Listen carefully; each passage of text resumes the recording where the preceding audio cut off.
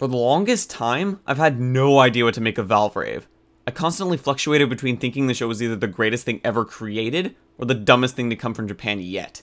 The fact that it took me this long to make this just goes to show how hard it was for me to figure it out.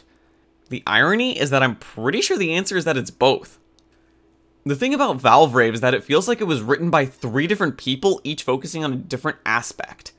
One wrote the plot, the other wrote the initial characters and personalities, and the last wrote the dialogue. It also feels like none of these people talk to each other. At all. There are times where the dialogue's being serious, but the plot isn't, like the inconsistent gravity in the room with the robots, and there are times where the plot is being serious, but the dialogue isn't, and you're the sugar to my coffee. This makes this show hard to take seriously, because the tone is both all over the place and inconsistent. Those mean pretty much the exact same thing, but still Valvrave managed to do both. However, this is where it gets sort of weird. Normally inconsistent tone is a bad thing, but the level of ridiculous Valvrave can reach actually makes this show better for it. The most unpredictable, crazy stuff will happen, and it's amazing. But Riyogaa, how can you say a show with random stupid things constantly happening is a good show? Why? Because you want this crazy shit to happen, of course. Let me explain using OreImo as a counterexample, because that show is still the easiest punching bag out there.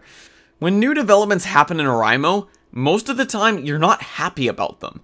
Kyosuke saying how he's a syscon for completely unexplained, baseless reasons, or Kuroneko's relationship with Kyosuke ending in a deliberate breakup. They happen and you just sit back and sigh.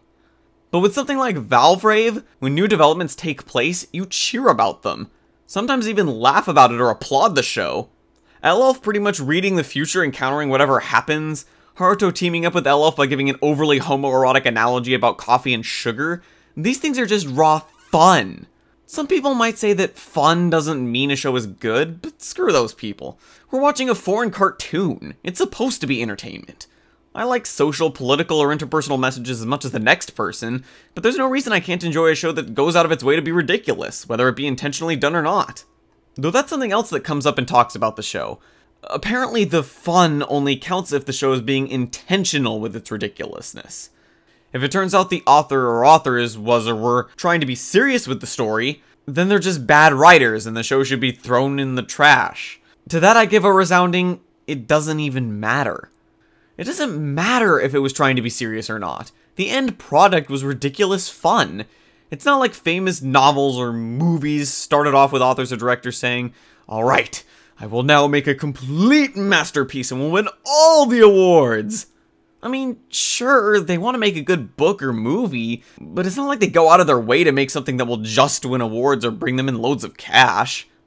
Usually.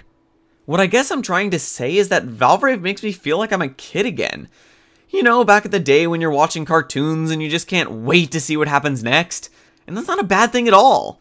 The excitement of wanting to see what kind of crazy shit the show will pull next is, as I said before, raw fun. And other than making a message of some kind, isn't that the point of entertainment?